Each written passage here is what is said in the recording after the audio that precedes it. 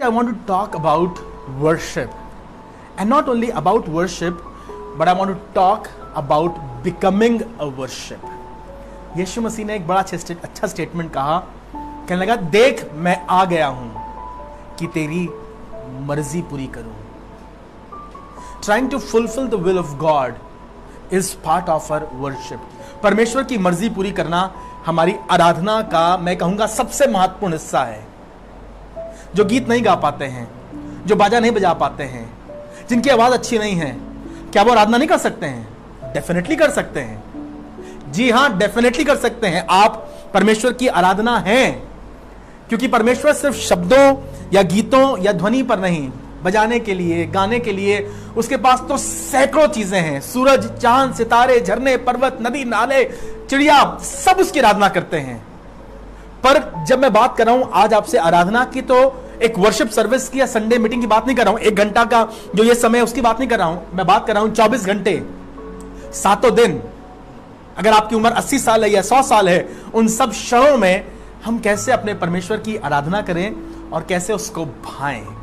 जब कभी आप चाहते हैं किसी चीज का सही मतलब पता कर सकें, you want to know the real meaning of that particular word in the Bible. अगर आप चाहते हैं बाइबल में पता करना प्रेम के बारे में, समय के बारे में, छुटकारे के बारे में, तो स्कॉलर्स कहते हैं, go to the place where it has been mentioned for the first time.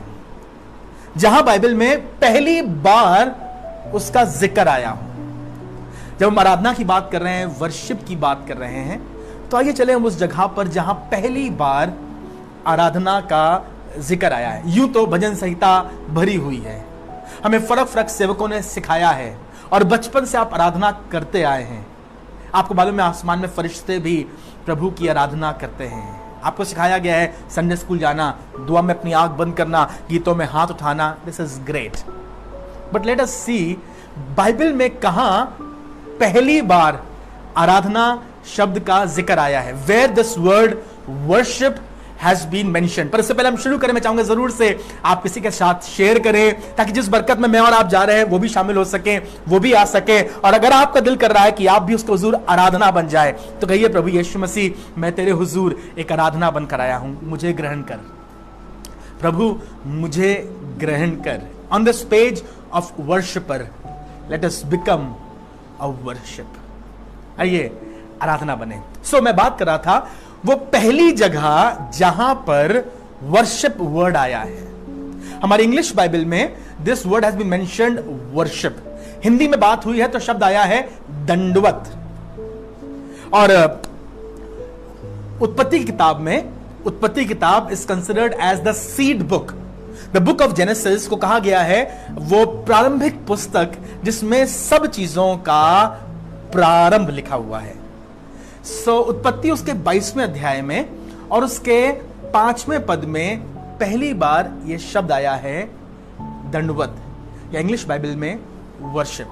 कहानी उस समय की है जब परमेश्वर अब्राहम से बात करते हैं, और परमेश्वर ने अब्राहम को आशीष दी है. अब्राहम के पास बेटा है. बहुत समय तक इंतजार करने के बाद, ठहरने के बाद, 75 साल की उम्र में परमेश्वर ने वायदा किया. 24 साल ठहरा रहा. 99 वर्ष की अवस्था में परमेश्वर ने अब्राहम को एक बेटा दिया, और उस बेटे का नाम रखा गया इसहाक. मुस्कुराहट, खुशी, घर का आनंद. He was a joy for the family, for the parents. बूढ़ी सारा मम्मा के लिए, बूढ़े अब्राहम पापा के लिए ये बच्चा बहुत प्यारा है. और सच में इनकी खुशी है, इनकी मुस्कुराहट है. He is the reason for joy and the smile on their lips. एक दिन रात में खुदा अब्राहम से बात करता है और अब्राहम से कहता है, अब्राहम आज्ञाकारी है, ओबीडिएंट है. कहता है, हाँ प्रभु बताइए क्या कह रहे हैं. परमेश्वर कहता है, अब्राहम मैं चाहता हूं कि तू अपने, बड़ी अच्छी तरह से परमेश्वर ने उसको फ्रेज किया और कहने लगा, मैं चाहता हूं कि तू अपने बेटे, अपने एक लौते बेटे जिसे तू प्यार करता है, लेकर मौर्य देश में जा, और एक पहाड़ है जो मैं तुझे दिखाऊंगा, तू उस पर उसे बलिदान करके चढ़ा. प्रभु जान मांग लो, सारी संपत्ति ले लो, पर बेटा तुम्हारा तुम्हारा दिया हुआ है, मेरे पास तो शक्ति भी नहीं थी, मेरे पास तो बल भी नहीं था. You gave me this child. You said he's a promised one. तुमने कहा प्रतिज्ञा किया हुआ है, हमने इसका नाम अपनी खुशी रखा, हमने इसका नाम हंसी रखा, हमने इसका नाम आनंद रखा है. अब तुम्हारी खुशी, हमारा सपना, हमारा आनंद छीनना चाहते हो.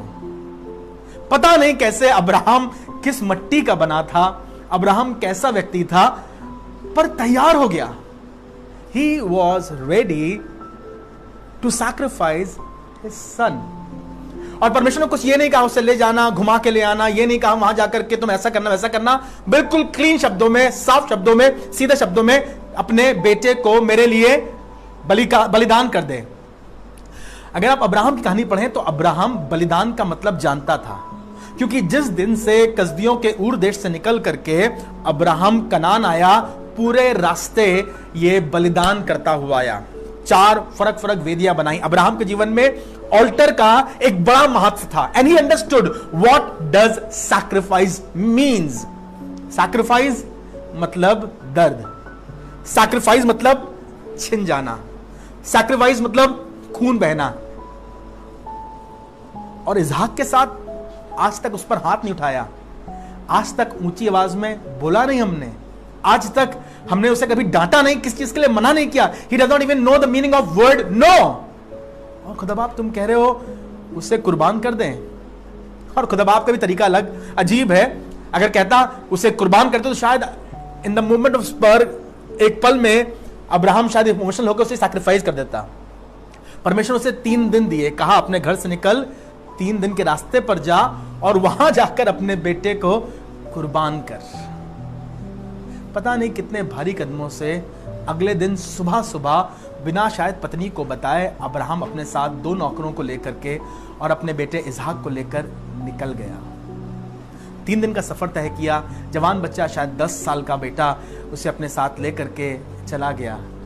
और जब मोरिया पहाड़ के पास पहुंचा तो उसने अपने नौकरों से कहा तुम यहीं ठहरे रहना, मैं और छोटे साहब इसहाक ऊपर पहाड़ पर जा रहे हैं. और वहां पर परमेश्वर को, अब ये वर्ड आया है, मैं और इसहाक ऊपर पहाड़ पर जाएंगे. और कहने लगा और हम परमेश्वर को दंडवत करके लौटेंगे. 5वां पद है ये, तुम यहीं ठहरे रहो, ये लड़का और मैं वहां जाकर और दंडवत करके फिर तुम्हारे पास लौट आएंगे. दिस वर्ड दंडवत, ये शब्द वर्शिप, ये शब्द आराधना, ये शब्द इब्रानी भाषा में जिसे हम कहते हैं shachah, the Hebrew word shachah, that means to bow down. इस शब्द को वो कह रहा है हम खुदा के हुजूर शाका करके आएंगे. उस जमाने में लोगों को जो तरीका मालूम था आराधना का, उनके लिए this was the only way of worship. आज हमें मालूम है गिटार के साथ, ड्रम के साथ, बाजों के साथ, गीत के साथ आराधना करें, पर अब्राहम अंकल, फादर इब्राहिम, क्या गिटार है आपके पास? गिटार नहीं है मेरे पास. खंजड़ी है? नहीं, खंजड़ी भी नहीं है मेरे पास. अच्छा माइक तो है? माइक भी नहीं है मेरे पास. वर्शिपर पेज तो है? वो भी नहीं है मेरे पास. गाना आता है? मैं बोलता हूं तो मेरी आवाज कांपती है, गाना कैसे गाऊंगा? तो आराधना कैसे करोगे? आराधना तो शाका है. बोले मेरे साथ, शाका. टाइप कीजिए, shachah. It's a Hebrew word for worship, दंडवत, टू बाउ डाउन.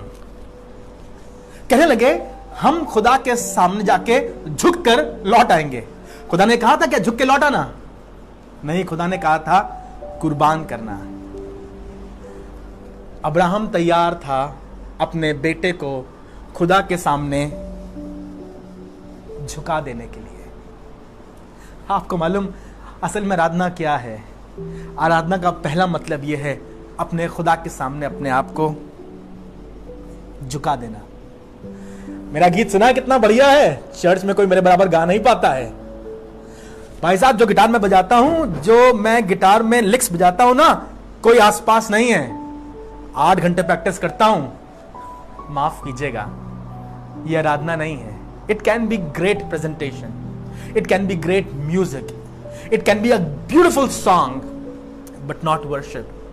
आराधना तो ये है, प्रभु तेरे सामने अपने आप को दीन कर रहा हूं, झुका दे रहा हूं. आई वॉन्ट टू शाका, बाउ डाउन इन योर प्रेजेंस. आप सुनेंगे इब्रानी भाषा में, यूनानी भाषा में, ग्रीक भाषा में इसे वर्ड दिया गया है proskuneo. The word is प्रिस्कुनिया.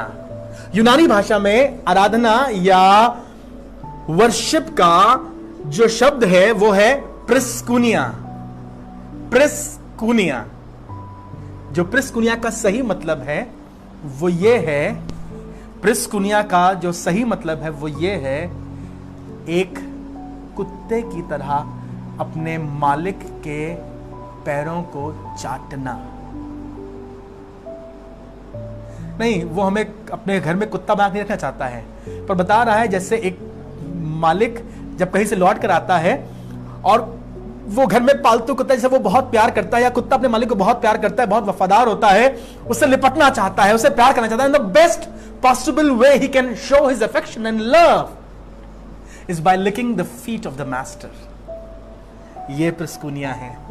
Abraham आज तैयार था कि झुक करके अपने मालिक के कदमों को चूम सके. याद है आपको नए नियम की सबसे जबरदस्त आराधना जो सारी दुनिया में प्रचार करी जाती है, लूका 7वें अध्याय में मिलती है. एक औरत थी जो यीशु मसीह के पास आई, यीशु मसीह के पास उसके कदमों पर गिर गई. यीशु मसीह एक बड़े आदमी के घर में, एक फरीसी के घर में है. उसका नाम शिमोन था. उसने सब कुछ किया, शमौन ने सब कुछ बताया, सब कुछ कहा, लेकिन ये औरत भीड़ में पीछे से आई, यीशु मसीह के पैरों को चूमने लगी, अपने आंसुओं से यीशु मसीह के पैरों को भिगोने लगी, अपने बालों से यीशु मसीह के पैरों को पोंछने लगी. लोग कह रहे थे अगर ये वाकई नबी होता तो ये जानता कि कैसी गंदी औरत है. यीशु मसीह ने कहा प्लीज गिव अ ब्रेक, कैसी बात कर रहे हो तुम, तुम्हें तो पता भी नहीं है. इसकी ये आराधना नए नियम की सबसे शानदार आराधना है. और फिर यीशु मसीह ने कहा जहां कहीं प्रचार किया जाएगा इसके, इस काम की चर्चा जरूर होगी. बिना किसी गाने के, बिना किसी बाजे के, बिना किसी गिटार के, she was there to worship her master. Proskuneo, उसके कदमों को चाटना. मुझे मालूम नहीं आप कौन सी आराधना, मुझे मालूम नहीं आप किस तरह की आराधना करते रहे, क्या विश्वास करते रहे, कितने गाने आपने लिखे हैं. प्रभु आपके गानों को बरकत दे, आपके गाने सारी दुनिया में आशीष कारण हो. इन दिनों में आप गाने लिख रहे हैं, प्रभु आपको बरकत दे. पर चाहता हूं आराधना करना चाहते हैं तो पहली चीज अपने आप को झुकाना पड़ेगा, दीन करना पड़ेगा. We have to bow down in his presence and then only the worship begins. आराधना तो शुरू ही तब होती है जब मैं अपने आप को दीन कर देता हूं. दूसरी बात, परमेश्वर जब अब्राहम से बात कर रहे थे तो मालूम अब्राहम क्या कहने लगे? अब्राहम से कहने लगे अब्राहम अपने बेटे को लेकर, अपने इकलौते बेटे को लेकर जिसे तू प्यार करता है, मोरिया पहाड़ पर जा. प्रभु सीधे सीधे बोलो ना, इसहाक को लेकर चले जाओ, कुर्बान कर दो अपने बेटे को, अपने इकलौते बेटे को जिसे तू प्यार करता है. लेकर चला गया. आपको कहानी आगे मालूम है. जब वो कुर्बान करने ही वाला था तो आवाज आई कि उस पर हाथ मत चलाना, अपनी छुरी रोक ले, बच्चे को नुकसान ना पहुंचाना, क्योंकि मैंने तेरे लिए झाड़ी में एक मेमना, एक मेढ़ा बजा हुआ है, फंसा हुआ है. Sacrifice that RAM and leave the child. मालूम क्यों? फिर कह लेंगे 15वें पद में, क्योंकि मैं जान गया हूं कि तेरा बेटा, तेरा इकलौता बेटा. अब परमेश्वर ये नहीं कहता जिसे तू प्यार करता है. परमेश्वर बिल्कुल सफाई से कह रहा है तेरा बेटा, तेरा एक, अगर आप निकाल के पढ़ना चाहते हैं, आप अंडरलाइन करना चाहते हैं, आप जरूर से अपनी बाइबल में अंडरलाइन कर लीजिए. हम लोग इसी अध्याय में हैं, उत्पत्ति उसके 24वें अध्याय में और उसके 12वें पद को, जब आसमान से फरिश्ता कहता है उस लड़के पर हाथ मत बढ़ा और ना उसे कुछ हानि कर, क्योंकि तूने मुझसे अपने पुत्र, ध्यान सुनिएगा, क्योंकि तूने जो मुझसे अपने पुत्र वरन अपने इकलौते पुत्र को भी नहीं रख छोड़ा। अब नहीं कह रहा है अपने पुत्र, अपने इकलौते पुत्र जिससे तू प्रेम रखता है। मालूम क्यों? क्योंकि वो समझ गया है कि अब्राहम अपने पुत्र, अपने इकलौते पुत्र से ज्यादा मुझसे प्रेम रखता है। अपने पुत्र, अपने इकलौते पुत्र को भी नहीं रख छोड़ा, इसलिए अब मैं जान गया हूं कि तू परमेश्वर का भय मानता है।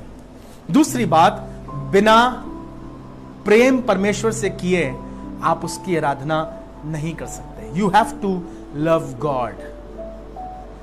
हमें बताया गया है, सबसे बड़ी आज्ञा यह है, व्यवस्था में बताया गया है और फिर मत्ती में बताया गया है। यीशु मसीह ने उसे कोट किया है लूका में, तू अपने सारे मन, अपने सारे प्राण और अपनी सारी बुद्धि से अपने परमेश्वर यहोवा से प्रेम रख।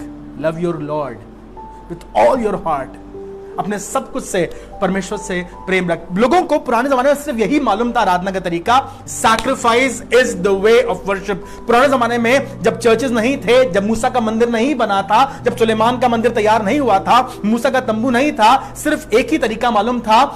पृथ्वी की बुनियाद से, प्रारंभ से, आदम के जमाने से, हव्वा के जमाने से, कैन और हाबिल के जमाने से लेकर के मोसेस के टाइम तक they only knew one way of worshipping. No guitar, no instruments, no songs.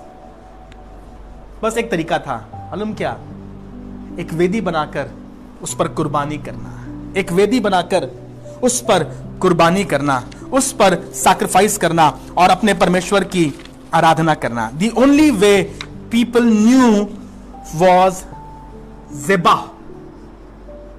ज़िबाह इसका मतलब होता है सैक्रिफाइस, बलिदान। हमारे हिंदुस्तान में हम लोग शब्द इस्तेमाल करते हैं ज़बा, उर्दू का शब्द है ज़बा, उसी के बहुत करीब शब्द है ज़िबा, जिसमें खून बहे, जिसमें कुर्बानी हो, जिसमें दर्द हो, जिसमें पीड़ा हो। ज़बा उनके लिए जो आराधना थी, जब वो कुछ चढ़ाते थे, कुछ बलिदान करते थे, कुछ ऑफर करते थे, वो ज़बाह किया जाता था। अपने गले में से, अपने खत्ते में से वो कुछ अच्छे जानवरों को निकाल करके खुदा के लिए ज़बाह करते थे और वही उनकी आराधना होती थी। ज़बाह करने के बाद अपने हाथों को आसमान की ओर, आसमान के खुदा की ओर उठाते थे और कहते थे, प्रभु ये हमारी आराधना है। फरिश्ते नहीं कहते थे गीत गाओ, गीत गाओ, अरे बाजा बजाओ, बाजा बजाओ। वो समझ जाते थे इन्होंने ज़बाह किया है, अपना जानवर ज़बाह किया है, अपनी कुर्बानी प्रस्तुत करी है और ये परमेश्वर की आराधना कर रहे हैं। और बरसों बरस यही तरीका आराधना का चलता रहा, ज़बाह। और उसके बाद एक और तरीका था, या एक और शब्द इस्तेमाल करते हैं, वो है minchah. That means to offer, offering. Zebah में हमेशा खून इन्वॉल्व होता था, पर मिना इज ऑफरिंग। आप कुछ भी अर्पित कर सकते हैं, अपना समय, अपना जीवन, अपना रुपया, अपना अनाज, अपनी रोटी, किसी के साथ अपना कपड़ा। मैं आपको जल्दी से लेके चलता हूं, बहुत समय नहीं लूंगा, पर चाहता हूं जल्दी से आपके साथ बांट सकूं, बता सकूं the biblical way of worship. पुराने जमाने में बाइबल में परमेश्वर ने मूसा को 5 बलिदानों के बारे में बताया था। जी, आपने सुना है, लेवी व्यवस्था की पुस्तक में उसके पहले अध्याय से लेकर के 7वें अध्याय तक इन बलिदानों का जिक्र किया गया है, इस शाखा का जिक्र किया गया है। People were eager to worship God, they were longing to worship God. But for them, the only way of worshiping God, coming close to God, was the altar and the sacrifice on the altar. The altar and the sacrifice on the altar. Anywhere, anytime, anybody, कहीं भी, किसी जगह, किसी भी समय, अगर कोई चाहता इबादत करना, तो उसके लिए सरल तरीका यह था कि वो एक वेदी बनाता और फिर उस पर कुर्बानी रखता और अपने परमेश्वर की आराधना करता। मूसा ने बताया 5 बलिदानों के बारे में, 5 कुर्बानियों के बारे में, और मूसा के समय से लेकर के, बल्कि यूं कहूं आदम के ज़माने से लेकर के पूरे पुराने नियम तक और यीशु मसीह तक यही पैटर्न था। This was the pattern of worshipping God. और अगर मैं गलत ना हूं तो यह पैटर्न आज भी चलता है, बस जरा सा तरीका बदल गया है। जी, आपने सही सुना, वो 5 बलिदान आज भी होते हैं, और आपको सुनकर ताज्जुब होगा, आप भी उन 5 बलिदानों को आज भी चढ़ाते हैं, but with a slightly different pattern. मैं पहले समझता था यीशु मसीह आ गया तो बलिदान खत्म हो गया, यीशु मसीह आ गया तो बलिदान खत्म हो गया। किसने कह दिया आपसे? आपको नहीं मालूम यीशु मसीह ने क्या कहा? यीशु मसीह ने कहा, भाई साहब अगर मेरे पीछे आना है ना तो अपना क्रूस उठाकर, मतलब बलिदान खत्म नहीं हुआ है। Cross means the sacrifice, cross means the pain. उस जमाने में वो वेदी के ऊपर बलिदान होता था। जब यीशु मसीह आए तो यीशु मसीह ने उस क्रॉस के ऊपर बलिदान दिया। बलिदान तो हुआ। बलिदान मालूम क्या था? 5 बलिदान। पहला था होम बलि, दूसरा था अन्न बलि, तीसरा था मेल बलि, चौथा था पाप बलि, और 5वां था दोष बलि। Beautiful understanding how God give them. अच्छा, जल्दी से हम लोग इसको सुन लें, समझ लें। अगर आप इसको सुन रहे हैं, आप जरूर से लिख सकते हैं, किसी के साथ बांट सकते हैं, नोट्स बना सकते हैं, ताकि आप इसको सीख करके और दूसरों को बता सकें, और ना सिर्फ बता सकें पर अपने जीवन में लागू कर सकें और देख सकें कि मैं कौन सा बलिदान नहीं कर रहा हूं, या अरे मुझे पता ही नहीं था और मैं तो खुदा के हुजूर ये बलिदान चढ़ाती रही या चढ़ाता रहा। प्रभु आपको आशीष दे। सबसे पहले चाहता हूं आपके साथ परमेश्वर के वचन से बताना पहला बलिदान, जिसे हम कहते हैं बर्न्ट ऑफरिंग, सोख्तनी कुर्बानी, या यूं कहें होम बलि। सबसे अधिक बाइबल में आपको मिलेगा होम बलि के बारे में। होम बलि, होम बलि, होम बलि, होम बलि। बिल्कुल समझ में आ रहा आपको शब्द से, होम जलाया जाता है, हवन। It's been offered before God and everything is consumed. Yes, everything is consumed in the burnt offering. जब burnt offering या जब हम होम बलि चढ़ाते हैं खुदा के हुजूर, इब्रानी भाषा में से बोलते हैं ओला। ओला वो नहीं कि आपने बुक करा ली, हमें जाना है हजरतगंज, वो नहीं, ओला, OLAH, ओला।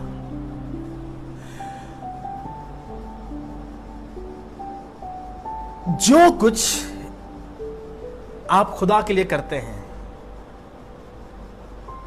और उसके पीछे सिर्फ यह कारण होता है क्योंकि वो खुदा है, वो बर्न्ट ऑफरिंग है। पुराने जमाने में, मूसा के जमाने में विधि ये थी, आप पढ़िएगा, इतना समय नहीं है, पर मैं चाहता हूं जल्दी से हम लोग समझ सकें इस बात को। चाहे मेमना, चाहे मेढ़ा, चाहे बछड़ा, चाहे कबूतर, कुछ भी आप लेकर आए, वेदी पर अर्पित करें, याजक उसे आपके लिए बलिदान करे और सब कुछ जला दिया जाए। That was the burnt offering.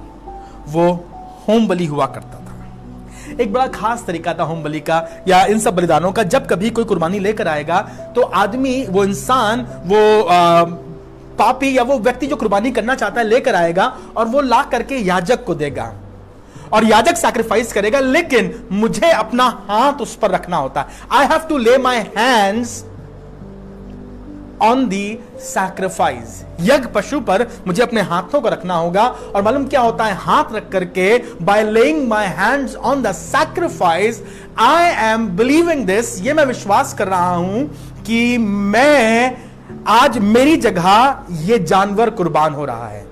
This animal is being slaughtered, has been slain, has been killed instead of me.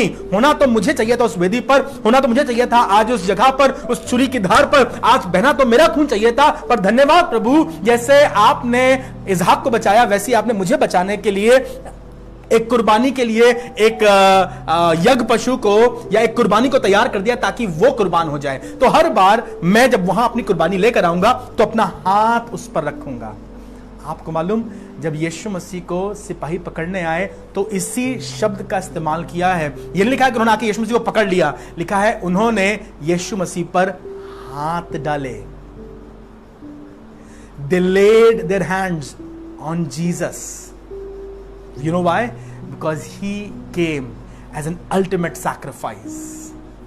सो एक इंसान उस जानवर पर जो कुर्बान होता था अपने हाथ रखता था और याजक उससे कुर्बान करता था और वो सब कुछ जला करके भस्म कर दिया जाता था. जो खुशबू उठती थी वो खुदा की हुजूर आराधना हुआ करती थी. बर्न सैक्रिफाइस क्यों होता है? क्योंकि वो खुदा है. उसके पीछे कोई और रीजन नहीं है. हमने मन्नत मांगी है इसलिए हम ऐसा कर रहे हैं? जी नहीं, क्योंकि वो खुदा है. उसने हमें बचाया है, उसने हमें बरकत दी है. वो सच्चा परमेश्वर है. अपने घर में तुम झाड़ू लगाती हो, गाना गाती हो, रब की होवे सना हमेशा, रब की होवे सना. ये गीत मालूम क्या है? ये आपकी होम बलि है. मम्मा आपको पता भी नहीं है, आप बर्तन मांज रही हैं, पापा अपनी बाइक चला रहे हैं, अपनी गाड़ी साफ कर रहे हैं और आप गा रहे हैं प्रभु का धन्यवाद करूंगा. संडे को आप चर्च जाके गीत गा रहे हैं, राजाओं का राजा यीशु राजा. ये आपकी होम बलि है. आप वो आराधना जो परमेश्वर की कर रहे हैं सिर्फ इसलिए क्योंकि वो खुदा है. उसमें किसी और को कुछ नहीं मिल रहा है. आप बीमार थे, आप खड़े हुए, आपने गवाही दी, मेरे परमेश्वर ने मुझे चंगा किया. डॉक्टर्स थे, इलाज कर रहे थे, डॉक्टर्स थे जो मुझे दवा दे रहे थे, डॉक्टर्स थे मेरी तीमारदारी कर रहे थे, लेकिन इलाज डॉक्टरों ने किया पर चंगाई प्रभु ने दी. आपकी यह गवाही होम बलिदान है. It's a burnt offering in which only God is being honoured. Nothing is given to the priest. हमारे पादरी साहब बड़े अच्छे हैं, वो दुआ करते हैं तो मुर्दा जिंदा हो जाता है. नहीं नहीं, पादरी साहब की तारीफ ना कीजिए, आओ खुदा की तारीफ करें. Love your pastor, respect him, but worship God and God alone. बहुत सी बार आप लोग, हम पादरियों को इतना ऊंचा उठा देते हैं कि जब अपने आप को देखते हैं तो हमें शर्म आती है. हमें मालूम है हम तो उस लायक हैं भी नहीं, जो ये कह रहे हैं मैं तो वो हूं भी नहीं. पर आओ हम मिल करके अपने खुदा की इबादत करें और उसकी आराधना करें. एक ही आराधना के काबिल है. अपने बर्न्ट ऑफरिंग्स, अपनी ओला उसे अर्पित करें क्योंकि वो खुदा है. ढेर सारे लोगों ने परमेश्वर को हुजूर बलिदान चढ़ाया है. नूह ने चढ़ाया था, हाबिल ने चढ़ाया था, कैन ने चढ़ाया था. ये सब लोग खुदा के हुजूर अपने बलिदान लेके आया करते थे. And every time there was a blood spill. हर बार खून बहता था. हर बार जब लोग परमेश्वर को हुजूर बलिदान करते थे, अब्राहम ने बार बार बलिदान किया और वो परमेश्वर को हुजूर होम बलि चढ़ाया करता था. आपको मालूम होम बलिदान से फायदा क्या होता है? परमेश्वर प्रसन्न होता है. पहली बात तो परमेश्वर प्रसन्न होता है. दूसरी बात, दाऊद ने जब होम बलि चढ़ाई तो बाइबल कहती है मरी थम गई. The plague stopped. दूसरा इतिहास और उसका आखिरी अध्याय है. आखिरी पदों में लिखा हुआ, अरुणा के खेत में एक फरिश्ता दिखाई पड़ा और खुदा ने कहा कि अरुणा के खेत में बलिदान चढ़ाना. जब वो वहां पर होम बलि करने गया तो दाऊद ने एक बड़ा जबरदस्त स्टेटमेंट कहने लगा, I will offer nothing that will cost me nothing. मैं अपने परमेश्वर को सेत मेत में पाया हुआ कुछ बलिदान नहीं चढ़ाऊंगा. और जब उसने अपने परमेश्वर के सामने बलिदान चढ़ाया तो बाइबल कहती है मरी थम गई. मुझे लगता है आज हमारे लिए बहुत जरूरी है, विश्वासियों, मंडली, कलीसिया, चर्च और हर एक जो कहीं भी मेरी आवाज सुन रहा है, आओ अपने खुदा के हुजूर अपने हम होम बलिदान चढ़ाना शुरू करें, अपनी आराधना को उठाना शुरू करें. बचपन से गीत गाते आए हो, स्तुति आराधना ऊपर जाती है, आशीषें देखो नीचे आती हैं. प्रभु आज फिर हम चाहते हैं कि स्तुति आराधना ऊपर जाए. इन सब पेजेस पे जहां पर लोग 12-12 घंटे आराधना कर रहे हैं, प्रभु हम चाहते हैं स्तुति आराधना ऊपर जाए और तेरी आशीष नीचे आए, प्रार्थना ऊपर जाए, तेरी चंगाई नीचे आए, ताकि हमारी धरती चंगी हो सके. This is burnt offering. ये परमेश्वर के हुजूर हमारा बलिदान था. ढेर सारे लोगों ने हिजकिय्याह ने चढ़ाया, लोगों ने चढ़ाया, ढेर सारा नाम है, आप बाइबल से पढ़ लीजिएगा. जल्दी से हम लोग चलते हैं दूसरे बलिदान की तरफ और वो है अन्न बलि. अन्य बलि नहीं, अन्न बलि. गेहूं, अन्न, अनाज, grain offering that was offered before God. Grain offering, जब कभी उनके पास प्रभु आशीष देता था, उनके पास खेत में ढेर सारी फसल होती थी, तो वो लोग अपनी फसल काट करके चर्च में लेकर आया करते थे, खुदा के हुजूर लेकर आया करते थे. परमेश्वर ने आशीष दी और उनके पास ढेर सारी फसल हुई, बोरे बोरे भरकर अनाज, गेहूं खुदा के हुजूर लेकर आए. पर उसमें से एक मुट्ठी निकाल करके उन्होंने वेदी पर अर्पित किया, वेदी पर चढ़ाया. उसमें नमक मिलाया, उसमें जलपाई का तेल मिलाया और उससे अर्पित किया गया। एक मुट्ठी निकाल करके अर्पित किया गया। जो उनकी फसल होती थी, उनकी पैदावार होती थी, जो प्रभु ने उनको आशीष दी उनकी खेती किसानी से, they will bring it and offer there. और जो बच जाएगा वो सब याजक और उसके परिवार के लिए होगा। याजक और उसके परिवार के लिए होगा। आप भी दिन भर मेहनत करते हैं, काम करते हैं, परिश्रम करते हैं, आपको तनख्वाह मिलती है, आप अपना दसवांश लेकर आते हैं। That tithe is the grain offering. जो आप परमेश्वर के सामने भेंट चढ़ा रहे हैं वो ग्रेन ऑफरिंग है। मैं कहना चाहता हूं इस समय हर एक जन मुझे वॉच कर रहा है, आपके याजकों को, आपके खादिमों को आवश्यकता है। ये टाइम है जब मैं विश्वास करता हूं ग्रेन ऑफरिंग जरूर से चढ़ाइए। आपके पादरी के बच्चों की फीस जमा होनी है। तरीका परमेश्वर ने उस जमाने में बताया था, उसे मालूम था और उसने कहा मूसा से, मूसा मुट्ठी भर सिर्फ मैं लूंगा, बाकी सब हारून और उसकी पीढ़ी को होगा। This is the time to take care of your ministers. अपने खादिमों की चिंता कीजिए। आपने बहुत अच्छा किया है, लोगों को खाना खिलाया है, आपने बहुत अच्छा किया है, किसी की मदद करी है। एक काम, एक गुजारिश आपसे और कर रहा हूं, आज खुदा का खादिम होने के नाते मूसा की आवाज में आपसे कहना चाहता हूं, मुट्ठी में, अपनी बोरी में हाथ डाल करके खुदा के लिए कुछ अर्पित करो और उसके बाद खुदा के खादिमों की सुधि लो। They need the grain offering right now.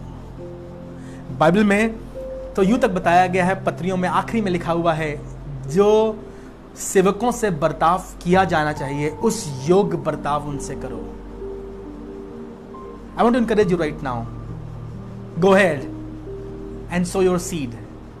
Let us put our grain offerings. आओ अपनी भेंट को चढ़ाएं। मैं धन्यवाद करता हूं, मेरी कलीसिया बहुत अच्छी है और मेरी कलीसिया, मेरे खादिम मेरी ज़रूरतों का पूरा ध्यान रखते हैं।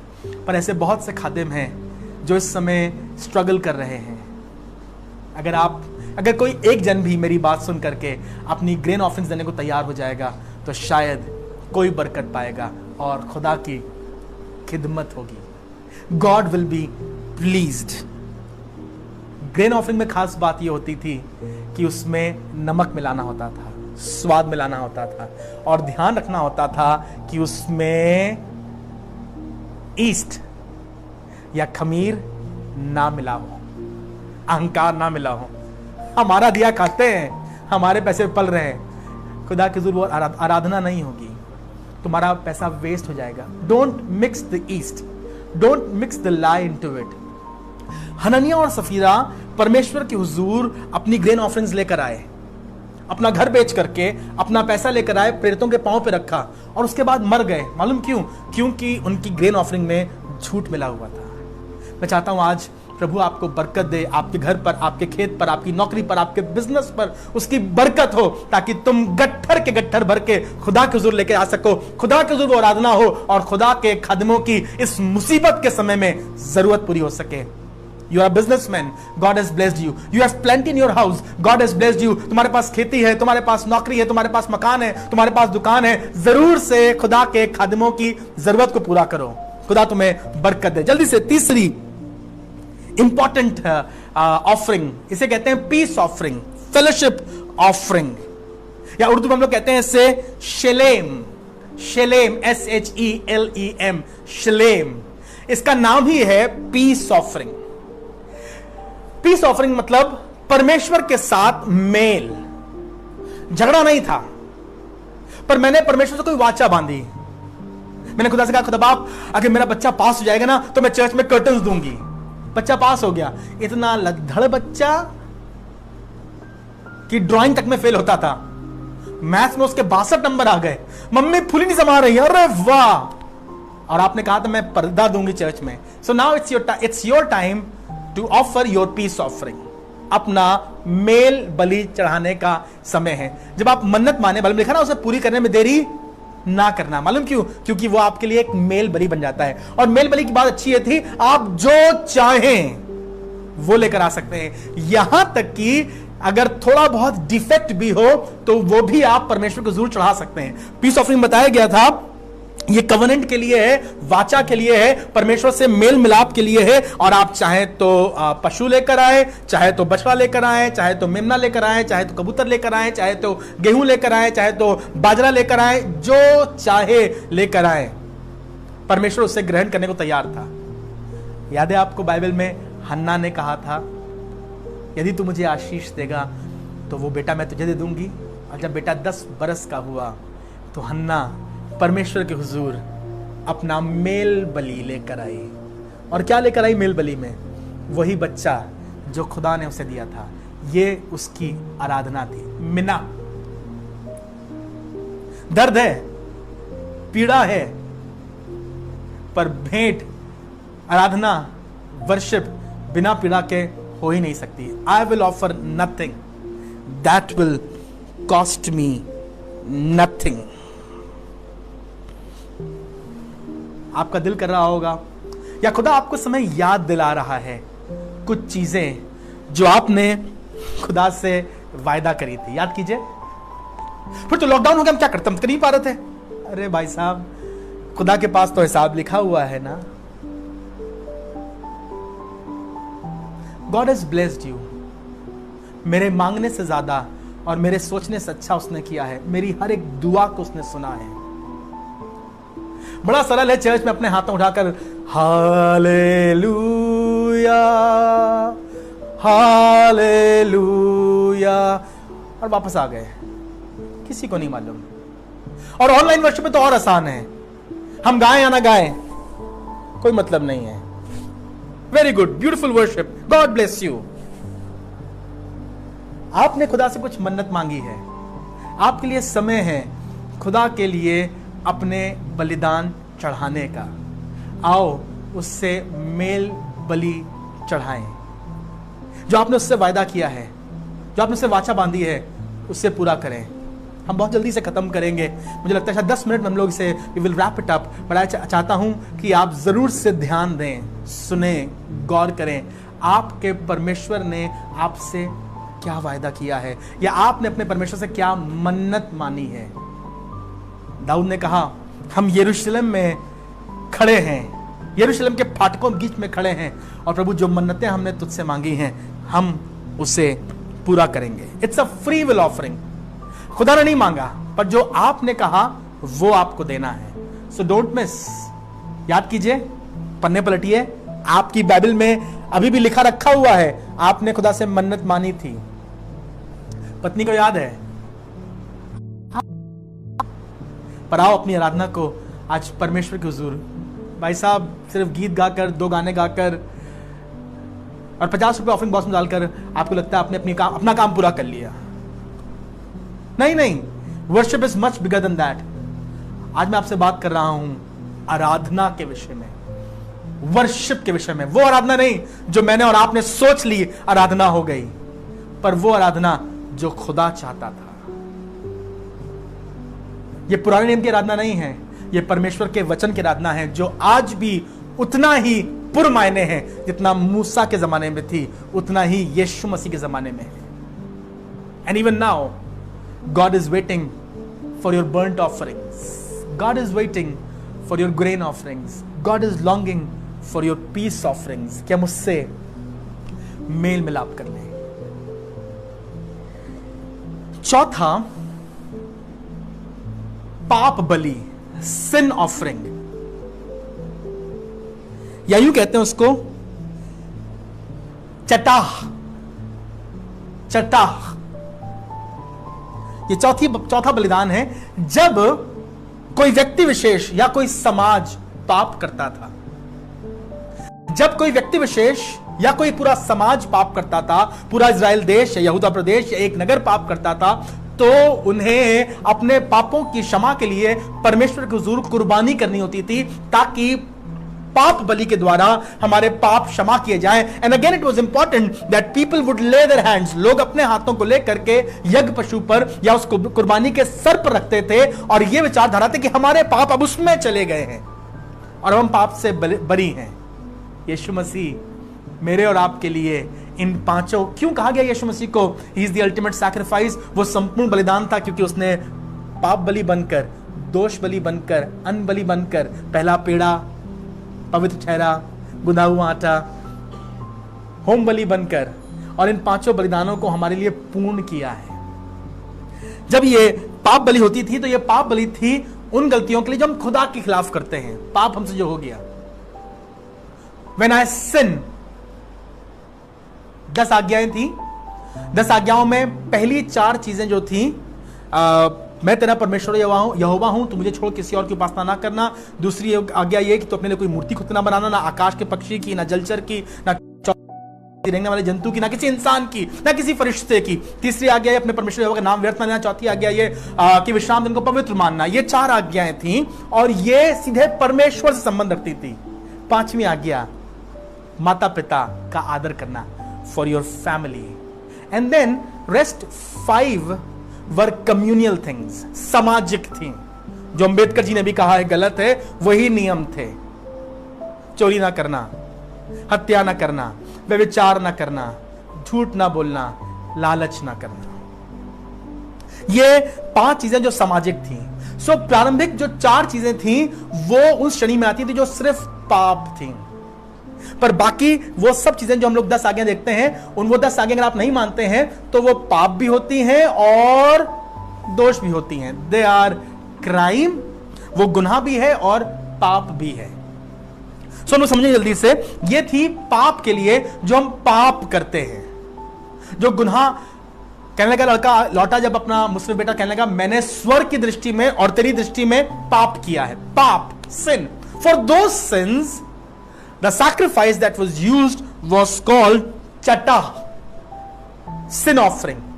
जब एक इंसान गलती करता है, पाप करता है, उससे हो जाता है, तो वो जानवर लेकर आता है। इसमें जरूरी था कि 1 साल का बछड़ा या 1 साल का मेमना लेकर आया जाए, परमेश्वर के सामने अर्पित किया जाए, चढ़ाया जाए। याजक अपने हाथ को, याजक उसको लेकर कुर्बान करे और वो व्यक्ति अपने हाथ को रखे, तब सैक्रिफाइस हो और तब वो कुर्बान होगा, तब वो कंप्लीट होगा और तब हमारे पाप क्षमा होंगे। दूसरा था, लास्ट था दोष बलि।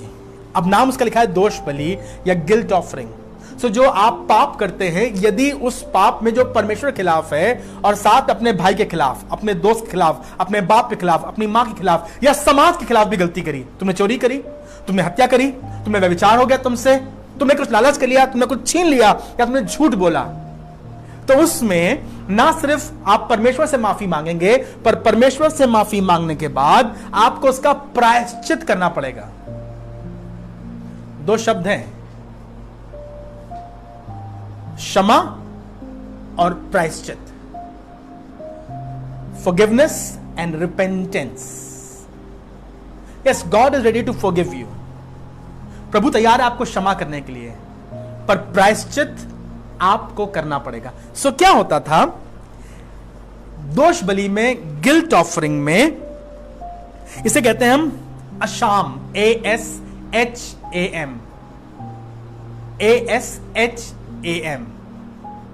असाम, ASHAM। इसमें आप बलिदान लेकर आते थे और आप बलिदान चढ़ाते थे, कुर्बान होती थी, आपके पाप क्षमा हो गए। अब आपको जा करके उस भाई को भी वो जो मूल्य ठहराया जाएगा वो देना पड़ेगा। ऐसा नहीं कि भाई को मारा, भाई का छीन लिया, थप्पड़ मारा, प्रभु जी माफ कर दीजिए, प्रभु ने माफ कर दिया और वो मरे ना। प्रभु से माफी और उससे दोस्ती, मेल मिलाप। Then the guilt offering was complete. The priest would set a price. उसका नुकसान हुआ है, तुमने उसका खेत जलाया है, तुमने उसका घर छीन लिया है, जाओ परमेश्वर से माफी मांगो और उसकी जाके भरपाई करो। ये होती थी कंप्लीट आराधना। बड़ी खूबसूरत ये 5 चीजें हैं जो परमेश्वर आज भी चाहता है कि हमारी व्यक्तिगत जीवन में, हमारे परिवारों में और हमारी कलीसियाओं में पाई जाए। Don't limit your worship to things that are convenient to you. 3 गाने और छोटी सी दुआ और 10 मिनट प्रीच करिए, वर्शिप पूरे हफ्ते काम हो गया। ये आराधना नहीं है, ये तो आपका बनाया हुआ अपना कोई व्यवहार है।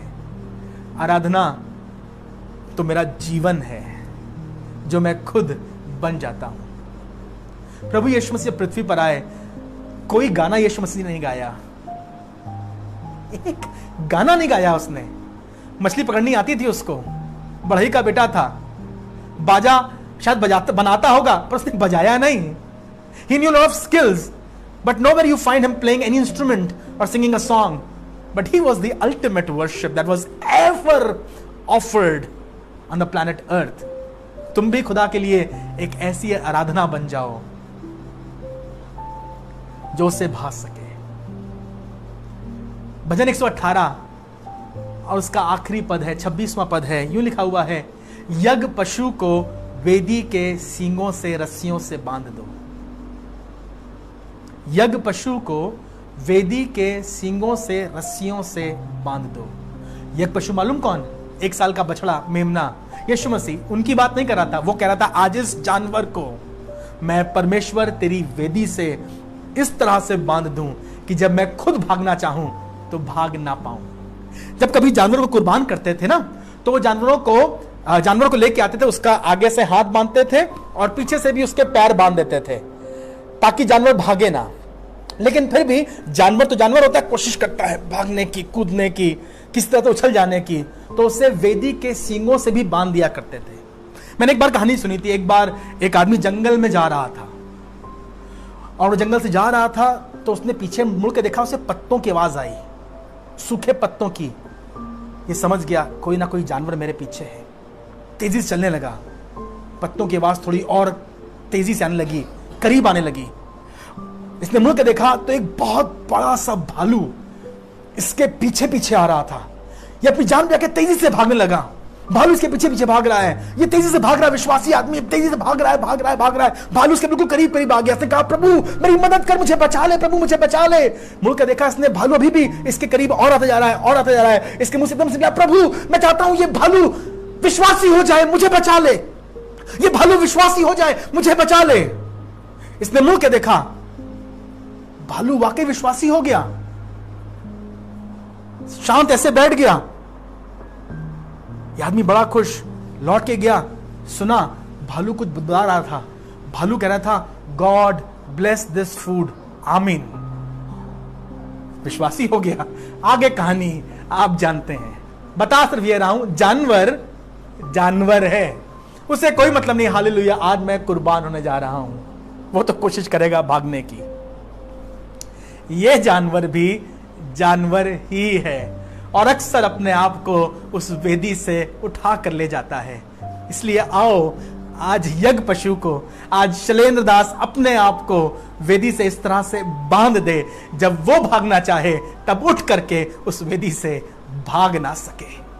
इन दिनों में, इस लॉकडाउन में, let us lock ourselves to the altar of the most high God। उस जीवते परमेश्वर की वेदी से बांध दें ताकि खुदा की आग हम पर आ सके। खत्म करना चाहता हूं एक आयत से और चाहूंगा जरूर से आप इसे लिख लीजिएगा। यिर्मयाह की किताब उसका 33वां अध्याय और उसका 18वां पद।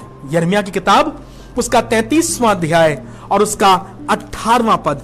एक बड़ी अजीब सी बात लिखी है यहां पर, यूं लिखा हुआ है, लेवी याजकों के कुलों में प्रतिदिन मेरे लिए, लेवी याजकों के कुलों में प्रतिदिन मेरे लिए होम बलि चढ़ाने वाले, अन्न बलि जलाने वाले और मेल बलि चढ़ाने वाले सदैव बने रहेंगे। यिर्मयाह उसका 33वां अध्याय और उसका 18वां पद कह रहा है, परमेश्वर कह रहा है लेवी लोग हमेशा मेरे लिए होम बलि चढ़ाएंगे, अन्न बलि जलाएंगे और मेल बलि लेकर आएंगे। बस 3 बलिदान, और पाप बलि और दोष बलि वो क्यों नहीं? परमेश्वर कभी भी पाप बलि और दोष बलि नहीं चाहता। ये तो हमारी जरूरत थी क्योंकि हम बार बार पाप करते रहते हैं। God is only happy with 3 sacrifices, burnt offerings, grain offerings and peace offerings. पर पाप बलि तो मैं क्योंकि बार बार गुनाह में गिरता हूं, इसलिए मजबूरन उसे पाप बलि ग्रहण करनी पड़ती है। मैं बार बार अपने भाई से झगड़ जाता हूं, लड़ जाता हूं, छीन लेता हूं, बदतमीजी करता हूं, मेरे अंदर का जानवर उठ पड़ता है, इसलिए उसे दोष बलि को इंट्रोड्यूस करना पड़ा। पर खुदा चाहता सिर्फ यह है, होम बलि, अन्न बलि और मेल बलि मेरे जीवन से उसको जरूर चढ़ाई जाए। और वो चाहता है कि मैं पाप से दूर रहूं, दोष से दूर रहूं और खुदा के हुजूर एक ऐसी आराधना बनूं जो खुदा को अच्छी लग सके। I want to encourage you to think upon this and be a living sacrifice. इसलिए हे भाइयों, मैं तुम्हें परमेश्वर की दया स्मरण दिलाकर विनती करता हूं कि अपने शरीरों को पवित्र, जीवित और परमेश्वर को भावता हुआ बलिदान करके चढ़ाओ। यही तुम्हारी आत्मिक आराधना है, यही तुम्हारी माकूल इबादत है, एक्सेप्टेबल वर्शिप। प्रभु आपको आशीष दे। The lord bless you.